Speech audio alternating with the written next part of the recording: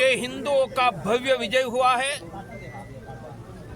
वैष्णव देवी हिंदुओं का श्राइन, दर्शन करने हिंदू जाता है, पैसा हिंदू रखता है और वैष्णव देवी के हिंदुओं के पैसे से वैष्णव देवी मेडिकल कॉलेज शुरू हुई।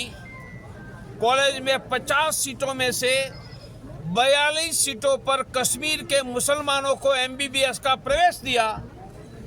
जम्मू के राष्ट्रीय बजरंग दल के अध्यक्ष राकेश बजरंगी और जम्मू के राष्ट्रीय बजरंग दल ने सबसे पहले विरोध किया कि 42 मुसलमानों की सीटें कैंसिल करो, पैसे हमारे बाप के हैं। आंदोलन चलते रहे और 27 दिसंबर को मैं स्वयं जम्मू पहुंचा। जम्मू में सभा करके घोषणा की कि कश्मीर के 42 मुसलमानों की मेडिकल सीटें रद्द करो और सभी 50 सीटें जम्मू के हिंदू बेटा बेटियों के लिए आरक्षित करो। और गवर्नर को कहा, मनोज सिन्हा जी ये बंद करो, और नहीं करते हैं तो प्रवीण तोगड़िया देश के हिंदुओं को ऐलान करते हैं कि वैष्णव देवी जाओ, पर मां के चरणों में एक भी रुपया चढ़ावा मत रखो। हम सिर्फ सुपारी रखकर वापस आएंगे, पैसे हम देंगे और डॉक्टर कश्मीर का मुसलमान बने, हम नहीं बनने देंगे। हमने कहा था ये रद्द करो। आज जम्मू मेडिकल कॉलेज की सीटें रद्द हो गई है। 42 कश्मीर के मुसलमान छात्र की मान्यता रद्द हो गई है। मैं आगे की मांग करता हूं, मेडिकल कॉलेज चालू रखो और सभी 50 सीटें जम्मू के बेटा बेटी हिंदुओं के लिए आरक्षित करो।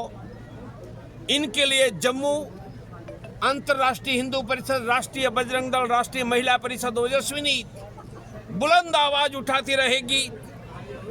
जम्मू में गांव-गांव में सरकार ने गन के लाइसेंस दिए हैं, हिंदुओं के ही लाइसेंस रिन्यू नहीं कर रहे हैं।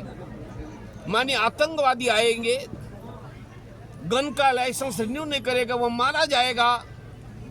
तो हमने पहली जीत कर ली है। वैष्णव देवी मेडिकल कॉलेज में कश्मीर के मुसलमान छात्रों की मान्यता रद्द करवाने की। अब जम्मू के हिंदुओं को गन का लाइसेंस देने का काम 1 महीने में पूरा करो। मिस्टर गवर्नर मनोज सिन्हा जी, ये आपका उत्तरदायित्व है। आप हमारे भाई हैं, हमारे साथ बैठते थे। कम से कम जम्मू के हिंदुओं को मरवाने की स्थिति मत करो। 1 महीने में जम्मू के सभी हिंदुओं का लाइसेंस रिन्यू होना चाहिए और एक भी पैसे कोई उनसे न मांगे। यह मनोज सिन्हा जी सुनिश्चित करो। मैं ये मेडिकल कॉलेज की मान्यता रद्द करने के लिए फिर भी सरकार को अभिनंदन देता हूं कि हिंदुओं की आवाज आपने सुनी, पर सुनाने के लिए हमें आंदोलन करना पड़ा। ऐसे आंदोलन करने के लिए हमें आगे बाध्य मत करो। संभल में लगातार जमीनों को खाली कराया जा रहा है, तालाब की भूमि, सरकारी भूमियों से मस्जिदों को हटाया जा रहा है। उसी को लेकर जो संभल के सपा सांसद हैं जी और उनका कहना है कि ये सुशासन नहीं, डर का माहौल है। यदि किसी मंदिर की जमीन, तालाब की जमीन, सरकारी जमीन पर मस्जिद बनी है, मजार बनी है, हटानी चाहिए। हटाने के लिए यहाँ के प्रशासन को धन्यवाद करता हूँ और प्रशासन यह काम करेगा, संभल का हिंदू उनके साथ रहेगा।